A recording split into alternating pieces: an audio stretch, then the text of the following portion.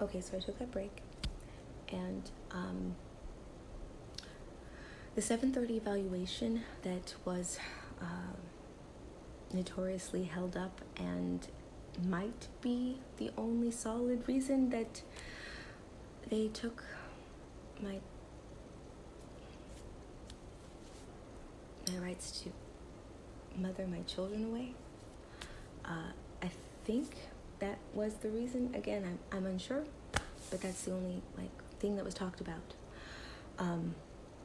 when they took custody away from me, that the evaluation had taken too long to complete. So that was completed 2 weeks ago, and I was able to see and meet and hold my children for the first time in 16 months. It was in a very formal setting, and we were being interviewed, and that is another story on top of the many stories to tell. But it is complete, and I saw them, and that is why you're seeing me, because that put wind in my sails. 16 months without them, without being able to say good night, good morning, how are you? Incredibly hard, and it was unnecessary. I had the right to have peaceable contact with my children since we were caught, but I have not been granted that yet by the courts. There have been delays. And when he was ordered in February to send them and establish a relationship with specific therapists so that reunification therapy could start, but they would have to have a working relationship with the therapist first, he refused to comply. He was given months to comply. He did not.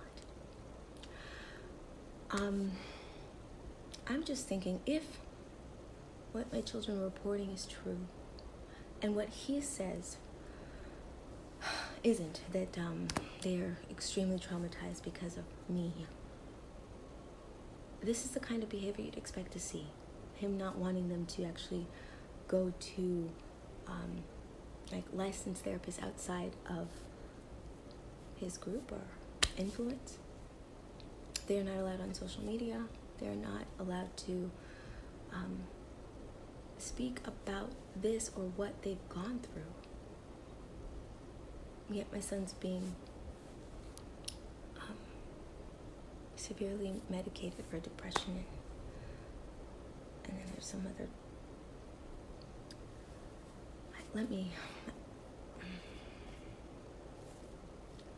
Y'all, this is.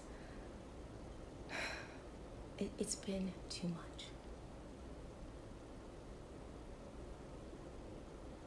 And it's time for truth and justice to prevail in this situation, because the children and I have suffered the most.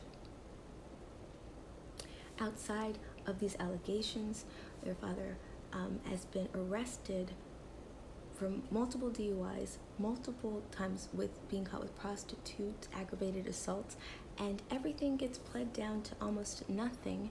He's violated probation 3 times. The last time, in 2016, aggravated assault and prostitution didn't even, he got arrested for that, but they didn't charge him.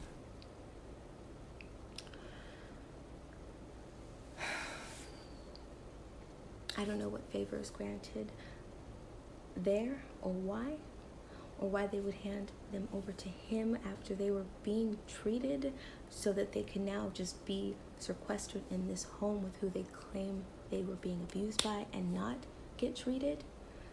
Does anyone remember a GoFundMe that he had, collecting thousands of dollars for therapy? Well,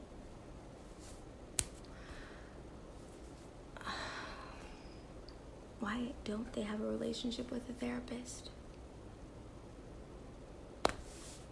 Anyway, because he wouldn't comply, and he's in such good favor with this town and the courts there, they just revoked the order for therapy and reunification altogether. And now we are assigned to this evaluator who is notorious for delaying things for over a year, or if she does write a report, she writes one in favor of the abusive party. So we will see what she does.